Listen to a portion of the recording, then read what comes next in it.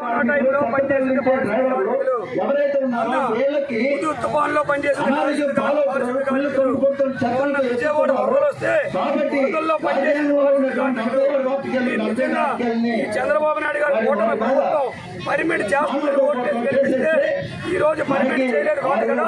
మొత్తం ఆఫ్కాజ్ కూడా అంటే ప్రతి నెల ఒక టైం జీతం ఇచ్చే ఆఫ్కాజ్ రద్దు చేసి ఏజెన్సీలకు చెప్పడం చాలా దుర్మార్గం.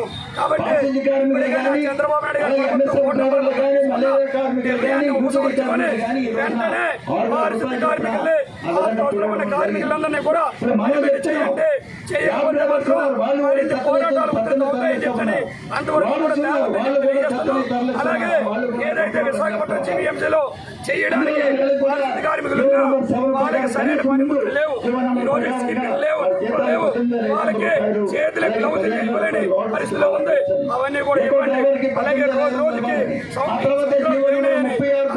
వచ్చినాయని చనిపోతుని కార్మికుల సంఖ్య తగ్గిపోతుంది. వారి పిల్లలందరినీ కూడా మీరు పనిలో తీసుకొని ఆ కుటుంబాలకి ఉపాధి కల్పించండి. లేకపోతే ఆ కుటుంబాలన్నీ కూడా మీ రోడ్డు మీద పనిచేస్తారని చెప్పండి. వాళ్ళందరూ ఏడుస్తున్నారు. ఆ కుటుంబాలన్నింటినీ కూడా ఉపాధి కూడా కల్పించాలని చెప్పని మీటింగ్ చేస్తున్నాం.